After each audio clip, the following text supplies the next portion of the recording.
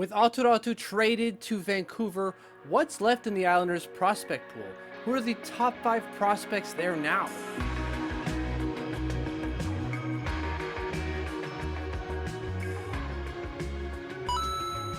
Now, in the fallout of the Aatu Räty trade to Vancouver, there's a very apt question that came up on Twitter from Matt Caputo, who said, okay, well, who's the best prospect in the Islanders' prospect pool now?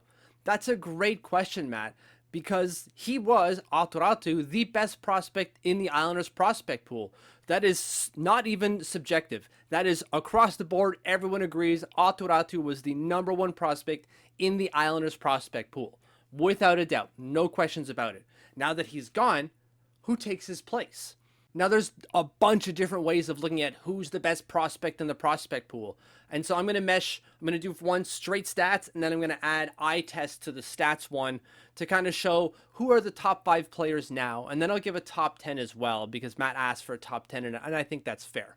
So the top 5 players in the Islanders prospect pool today, based off of only NHLE, we'll get to the eye test later, based only on NHLE are Russ Nishikov, 24 NHLE, Matthew Maggio, 22, William Dufour, 20, Arnaud Durando, 19, and Alex Jeffries also at 19. Honorable mentions to Robin Salo and Eto Lucas, who were the next 2 below that.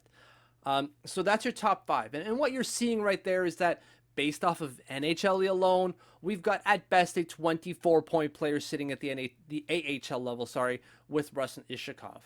That's as good as it gets. Look, the Islanders didn't have a secret blue chip prospect with Aatu Räty. They don't have a secret blue chip prospect now that he's gone. They've got good players, don't get me wrong. Love Russ Nishikov. Love all the guys I just named, and some more. But there's no blue chip prospect. None of these guys are projected to be elite level players. Doesn't mean they can't be. It just means they're not projected to be one, and the NHLE kind of confirms that. Now, if I add eye test to that, as well as like the projected ceilings for these players, the top 5 looks a little bit different here. First one, Samuel Bolduc. That's my top 5 right now in the Islanders prospect pool is Samuel Bolduc. He's got the production at the AHL level, and the reason he doesn't show up here is A, he's a defenseman, so he doesn't put up the same number of points. Notice how it's all forwards on the NHLE one. And he's playing at the NHL level and hasn't put up a point. And those games count, right? I count all action at every level throughout the season. And so the 4 games that he's played at the NHL level really dropped down his score, which is why he's not in the top 5 based off NHLE. But we know that Samuel Bolduc is NHL ready. We've seen him play at the NHL level. So that's a big, huge check mark for him. He's older at 22, but he can grow into a second pair defenseman without question. He's physical. That was the only knock that we had on Samuel Bolduc, and we don't have that anymore. And he's reading the game well for his age. He is the top prospect in the Islanders prospect pool.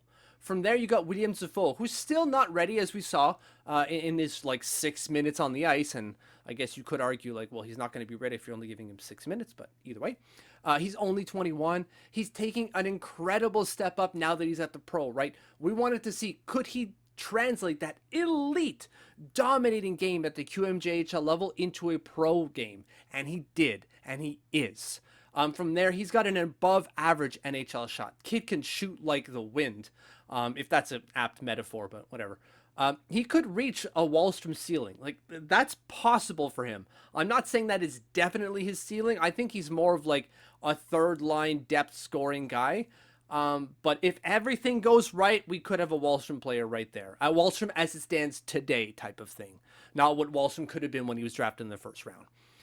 Right now, he's a middle 6 winger, like I said, and for a 5th round pick, that is incredible value. Now, that doesn't necessarily factor into, is he a good prospect because he's drafted in the 5th round? No, but it's just showing you the incredible steps up that he's taken, and he's number 2 in the Islanders prospect pool. Number 3 is Alex Jeffries, in my opinion. Kid is the smartest hockey player I've ever seen. His incredible forward play, his defensive game, his transition game, he's got it all. He plays 5-on-5 power play, penalty kill, and has since he was a freshman.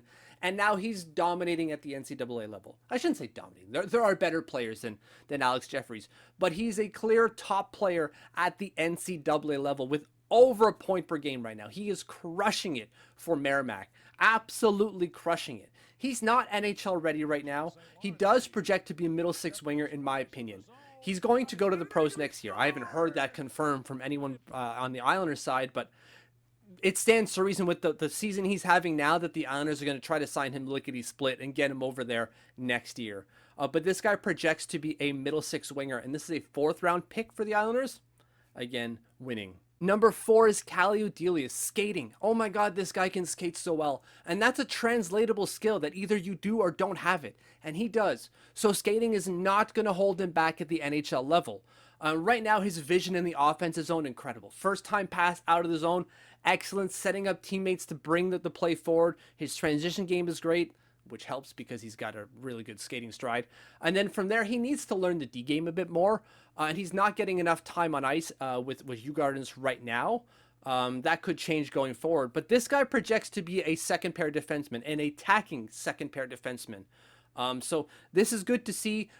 He's number 4 in the list because he's got a lot of translatable skills that could take him to the NHL level. There's no doubt.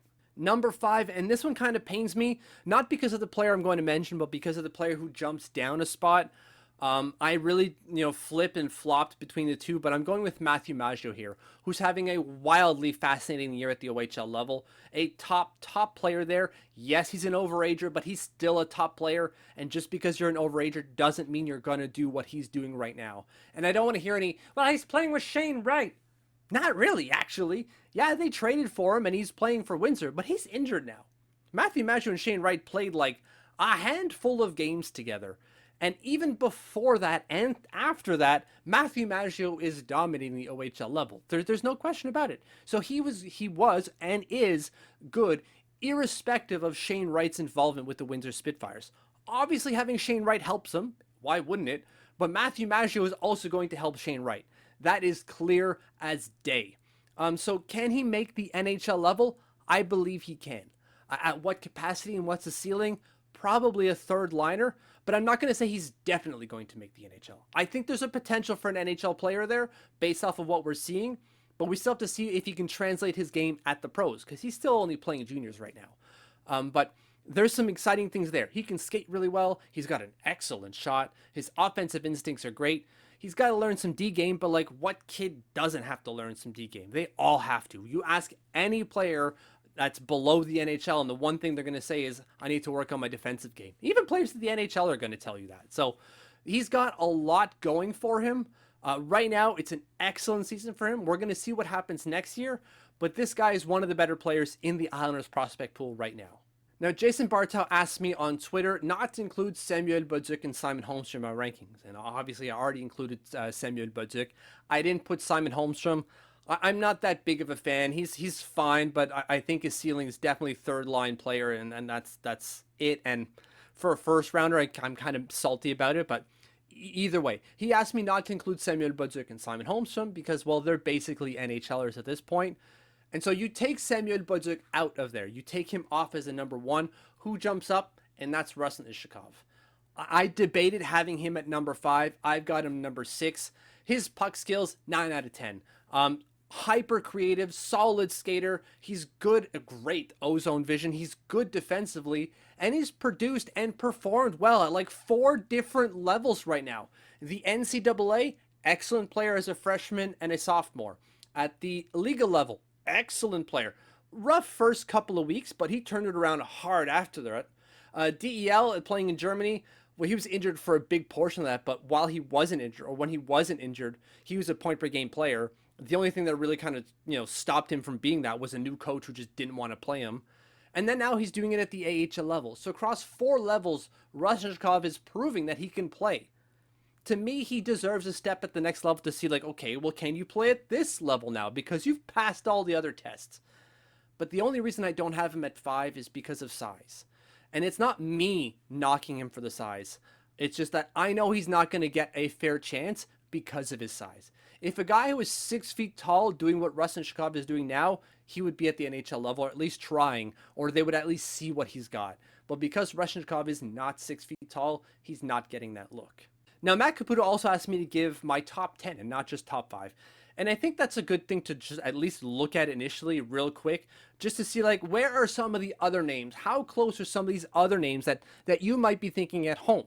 So my top 5, we've already seen it. Bolduc, Dufault, Jeffries, Udilio, Maggio, number 6, Ishikov. From there, we've got Holmstrom, Salo, Tristan Lennox, the goalie, Isaiah George, Etolucas, Quinn Finley, and Arnaud Durando to round out my top 10. Those are the big names, in my opinion, in that order for the Islanders prospect pool. So going through all of that, what worries do we have now going forward with the Islanders prospect pool as Aatu Räty is shipped out to Vancouver? Well, there's a few. First off, the obvious one, the quality of the Islanders prospect pool plummets by a lot. No disrespect to any of the names I just listed, but Aatu Räty had the higher ceiling than anyone we've got here. And so that's kind of a problem. The second thing is, well, Aatu Räty was our best center and really our only one. After him, the center depth chart in the prospect pool is basically non-existent. So with him gone, there aren't really any centers coming up. You might say Rustin Ishikov did play center, and you'd be right. He did so at the NCAA level, the Liga level, and in Germany. But I see him more as a winger. Clearly, Brent Thompson agrees. I would imagine the Islander brass agrees with Brent Thompson.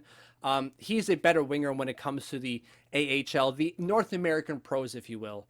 So that means with Aatu Räty gone, not only do we lose our top prospect, but we also lose our top center prospect.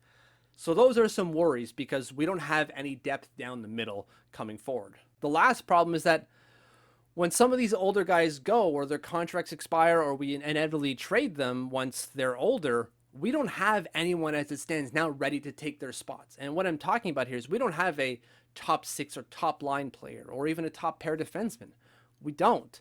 And so that's going to be a problem in a couple of years as it stands now. Of course, we can draft more players going forward, but as it stands now, we don't have any of those blue chip prospects to replenish the top end of the roster. And so that's another problem. But that's all fine. I'm all okay with that so long as the Islanders win. If the Islanders are winning, I don't care. I don't care. And nor should you. Like, obviously, we want to win and have a good prospect pool, but it's really hard, if not impossible, to have both. It is happening, and it is currently happening, but it doesn't always happen, so don't set out to have both. Thank you for watching. Thank you for following. If you haven't subscribed yet, hit that button. And if you have, thank you, thank you, thank you.